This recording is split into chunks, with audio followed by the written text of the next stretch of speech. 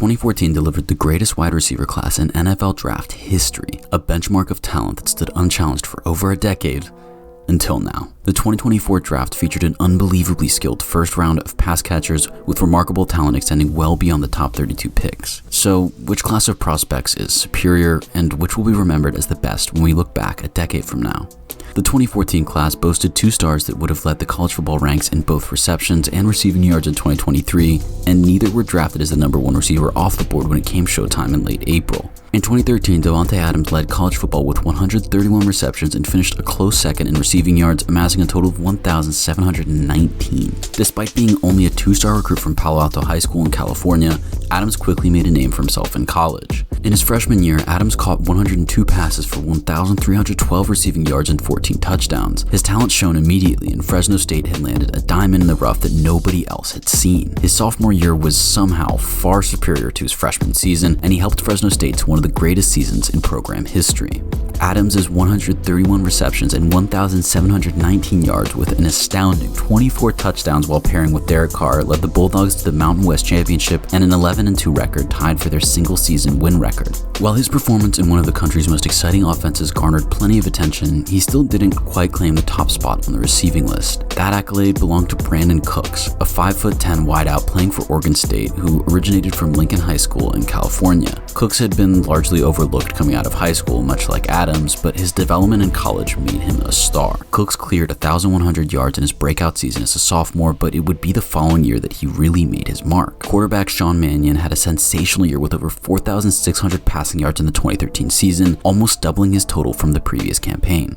That was largely thanks to Brandin Cooks. During the season, Cooks amassed 1,730 receiving yards and 16 touchdowns, earning the Biletnikoff Award with an array of highlight reel plays. Despite winning the award, Cook wasn't the first receiver selected, and neither was Davante Adams. Brandin Cooks went 20th overall to the New Orleans Saints, while Davante had to wait until late in the second round to hear his name called by the Green Bay Packers. The first name off the board was Sammy Watkins, widely regarded by scouts as the most pro-ready receiver in the class, possessing all the tools and traits of an NFL superstar. Much like Davante Adams, Watkins had been superb as a freshman, the only difference being his pedigree. Watkins had emerged as the number one receiver in the state of Florida with a 5-star grade and offers from just about every powerhouse program in the country. He chose to go to Clemson, where he would team up with quarterback Taj Boyd for 3 seasons. Watkins put up over 1,200 yards, leading the team in receiving yards while playing alongside DeAndre Hopkins. He was awarded the ACC Freshman of the Year award for his efforts, as well as earning first-team All-American honors as a freshman. 2 seasons later, in 2013, with Hopkins having had an incredible year in 2012 and gone pro, Watkins shone once again, this time to the tune of 1,464 receiving yards and 12 touchdowns.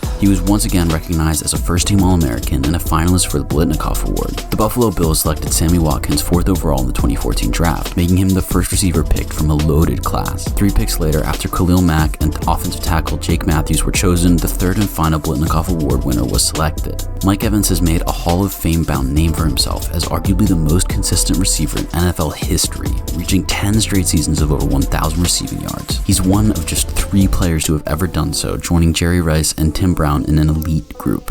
Evans had superb years in back-to-back seasons at Texas A&M, posting 1,105 yards as a freshman and another 1,394 as a sophomore before declaring for the draft. The Tampa Bay Buccaneers selected him 7th overall, pairing him with veteran Vincent Jackson to form one of the league's most threatening duos. He was their first receiver from the SEC to be drafted, but soon after, Odell Beckham Jr. and Jarvis Landry from LSU would also find out their NFL destinations. Beckham was chosen by the New York Giants with the 12th overall pick in the first round, while Landry had to wait until late second round to learn he was headed to the Miami Dolphins. The two had torn up the SEC that season, each clearing 1,100 receiving yards and all SEC honors. Both would go on to have several distinguished seasons as professionals with their respective franchises, teaming up short-term in Cleveland further down the line. Among the rest of the class, Kelvin Benjamin came out late in the first round to the Carolina Panthers. The first-team All-American out of Florida State had a great rookie season with the Panthers before injuries sadly derailed his career.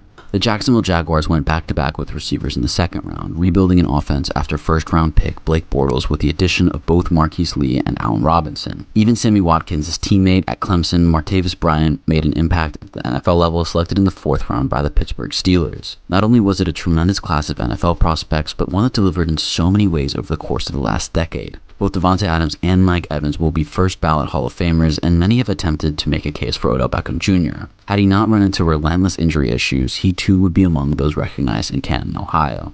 Even as a veteran, Odell's late contribution led the Los Angeles Rams to a Super Bowl, a game in which OBJ caught the first touchdown before tearing his ACL. Still, he claimed a ring for his efforts and possesses what could easily be the single greatest play in the history of the game. You know the one. There will be three 10,000-plus yard receivers from the 2014 class by the time they retire. Davante Adams and Mike Evans have cleared that mark already, while Brandon Cooks is roughly 800 yards shy. Yet, how does the 2024 class compare to the 2014 cohort straight out of college? Brandon Cooks and Davante Adams hold the edge in numbers, but so many are claiming the 2024 class is poised to outshine the accomplishments of their predecessors from a decade ago. So let's run through the latest recruits, their landing spots, and what the future might hold for the next generation of pass catchers. The big trio this time around is made up of Marvin Harrison Jr. out of Ohio State, Rome Odunze out of Washington, and Malik Nabers from LSU. The talk has largely been centered around Harrison Jr., naturally, being the son of Hall of Famer Marvin Harrison. He's also been touted as a remarkable athlete with draft type comparable to that of Sammy Watkins when he emerged from Clemson. While he didn't turn into the premium receiver he was supposed to be in Buffalo, the draft reports had him pinned as the best thing since Julio Jones coming out 3 years earlier. Marvin Harrison Jr. is getting the same level of praise with the same pedigree as the ideal-sized receiver with the ability to turn any reception at any position on the field into a touchdown. Now pairing with Kyler Murray in Arizona, we'll see whether he's able to emulate the performance of the Cardinals quarterback with DeAndre Hopkins in 2020. Harrison was a four-star recruit coming out of St. Joseph's Prep in Philadelphia, and while his father had gone to Syracuse, Harrison Jr. chose the Ohio State Buckeyes over the likes of LSU, Michigan, and Notre Dame. The rising star was only targeted 6 times in his freshman year, learning from the likes of Chris Olave, Garrett Wilson, and Jackson Smith-Njigba. That spring, both Wilson and Olave entered the NFL draft, while a hamstring injury kept Jackson Smith-Njigba sidelined for most of the season. Harrison Jr. and C.J. Stroud formed an almost immediate partnership, with the receiver posting 184 receiving yards and 3 touchdowns in just his second game of that breakout season. From that moment on, there was no looking back. He led the Buckeyes in receiving yards that season and was voted a unanimous All-American in the process.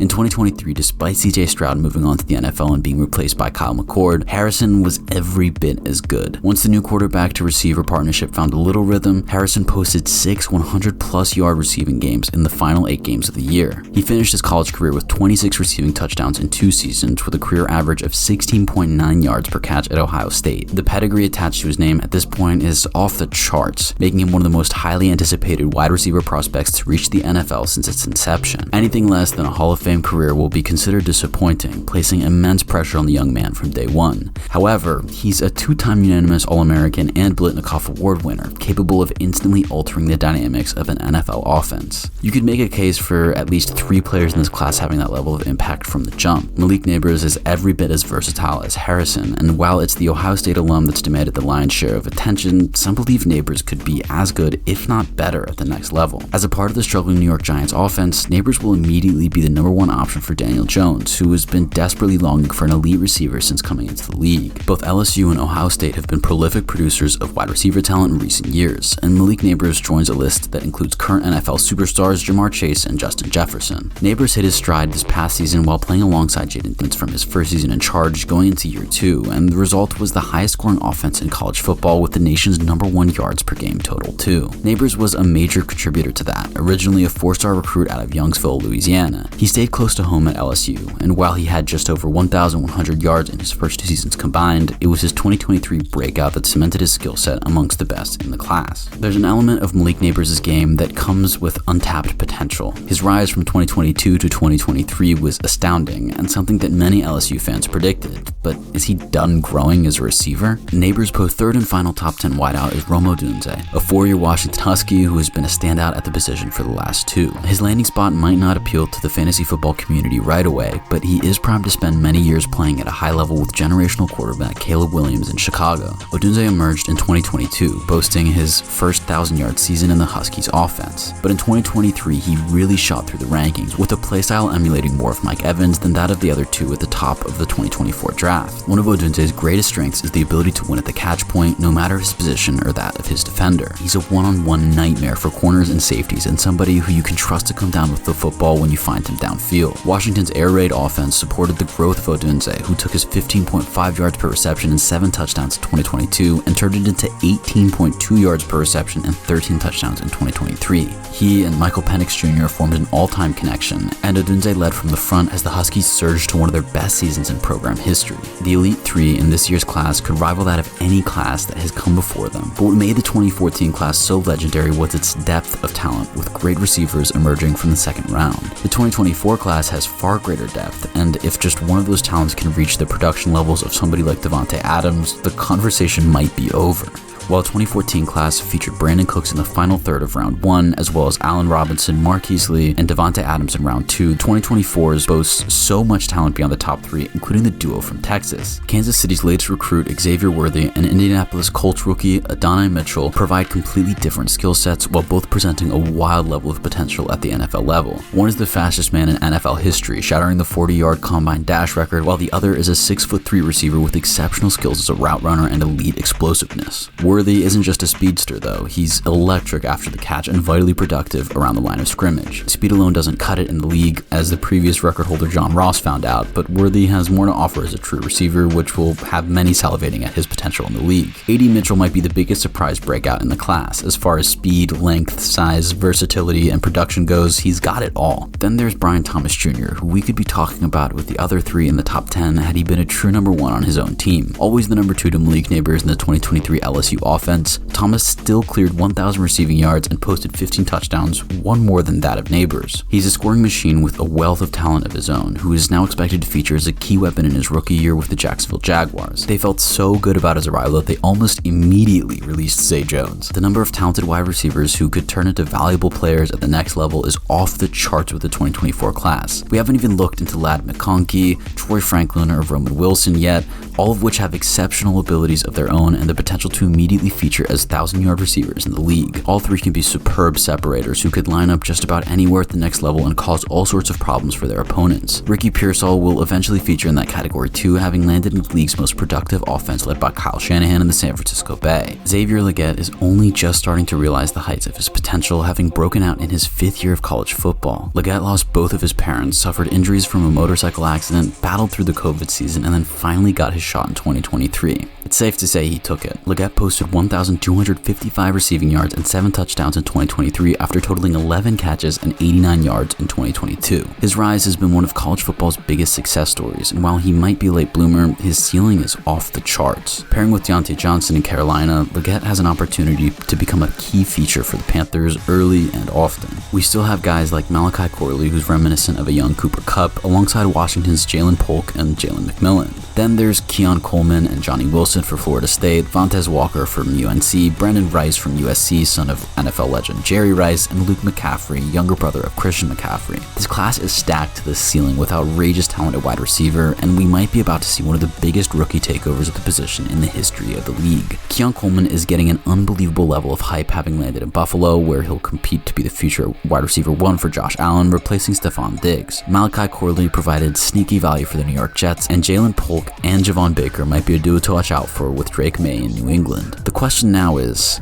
how many make it to the Hall of Fame, and how many clear 10,000 receiving yards? How many All-Pros will be shared amongst them, and who will emerge from the class of 2024 as the greatest wide receiver a decade from now? Is it Marvin Harrison Jr., Malik Nabers, or a sleeper that might have landed in the ideal spot to reach elite heights in the league? Drop us a comment and let us know your favorite fit, and we'll see you in the next one.